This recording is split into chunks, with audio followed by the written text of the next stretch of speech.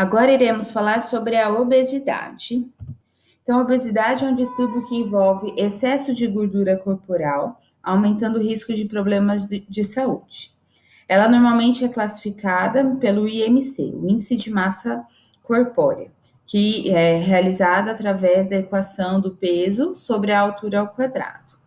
E são considerados os intervalos de 30 a 34,9, 35 a 39,9 e maior que 40 quilos por metro quadrado, como obesidade grau 1, grau 2 e grau 3, respectivamente. Então, quando eu considero uma pessoa com um índice de massa corpórea, o IMC, acima de 30, eu já considero uma pessoa obesa.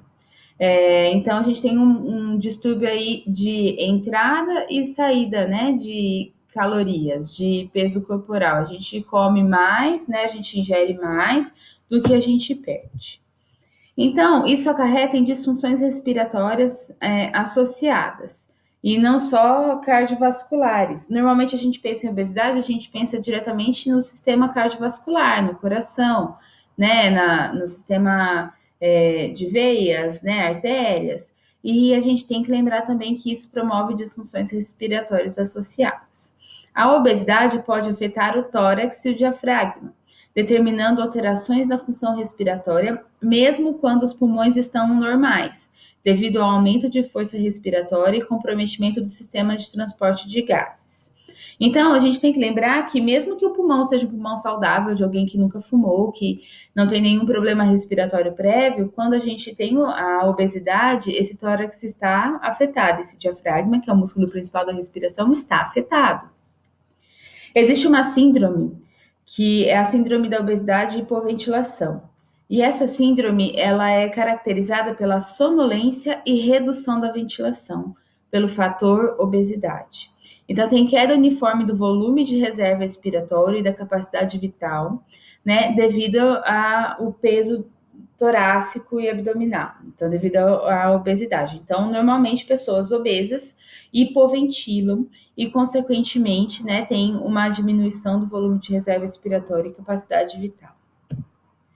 O aumento da quantidade de gordura acumulada na região peitoral e abdominal limita o movimento respiratório e diminui o volume pulmonar. Então, o peso sobre a região torácica, principalmente, né, e abdominal, ela faz uma resistência no qual toda vez que a pessoa com obesidade tem que respirar, tem que vencer, além da gravidade, né, e da mecânica natural, tem que vencer o peso corporal. Na medida em que o indivíduo se torna mais obeso, ocorre sobrecarga muscular para a ventilação, resultando em disfunção da musculatura respiratória. Então, uma atividade que tinha que ser na ativa e na expassiva acaba se tornando totalmente ativa em todos os momentos. E aí a gente acaba fazendo uma sobrecarga muscular para que ele consiga ventilar. Então, para eu conseguir abrir bem o meu tórax, né, fazer uma inspiração mais profunda, né, porque eu estou sempre hipoventilando, eu tenho que fazer uma contração muscular mais intensa para que o meu músculo se contraia mais e abra mais a minha caixa torácica.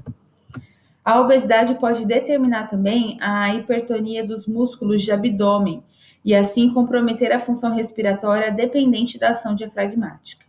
Lembra que a gente tem, durante a contração diafragmática, um apoio abdominal.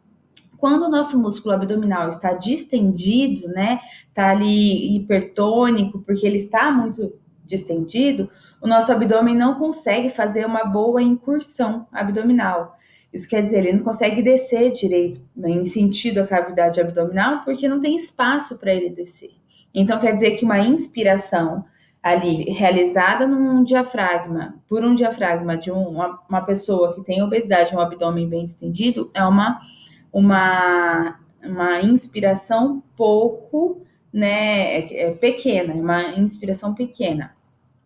E estudos realizados em indivíduos obesos sem outras enfermidades sugeriram que a complacência pulmonar e da parede de tórax estavam diminuídas devido à deposição de tecido adiposo no tórax e abdômen, o que determina consequente aumento da retração elástica e redução da distendibilidade das estruturas extrapulmonares.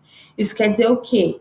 que uma pessoa obesa, né, a gente tem dificuldade para abrir o pulmão e a gente tem as forças de retração elástica, aquelas que puxam para fechar o alvéolo ainda mais fortes. Então a gente tem que sempre ficar lutando contra um pulmão que quer sempre ficar fechado e a gente tem que sempre tentar abrir.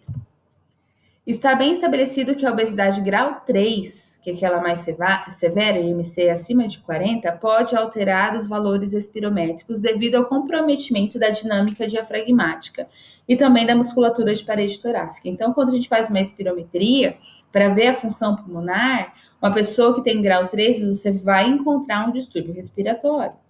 Entretanto, em indivíduos com obesidade grau 1 e 2, essas alterações são muito variáveis e necessitam de avaliação específica. Então, você pode ter uma alteração, um distúrbio respiratório, como não, em pessoas com obesidade grau 1 e 2. Então, o que eu posso resumir? Uma pessoa obesa, ela tem alteração principalmente de caixa torácica, por hipoventilar por conta do seu peso sobre a caixa torácica, e a gente tem, então, consequentemente, uma queda da complacência e uma sobrecarga muscular.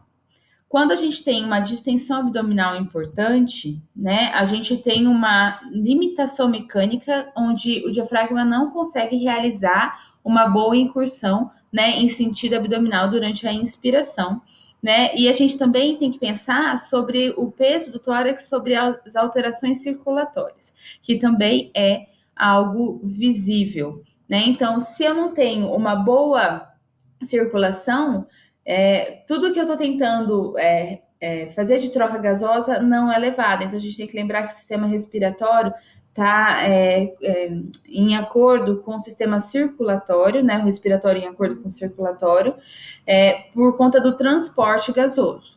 Então, eu posso fazer toda a força possível para manter minha ventilação adequada, porém, muitas vezes a minha circulação pode também ser afetada, afetando o meu transporte de oxigênio. Então, a obesidade é uma coisa séria e a gente pode considerar ela como algo restritivo, então que restringe a abertura do nosso pulmão.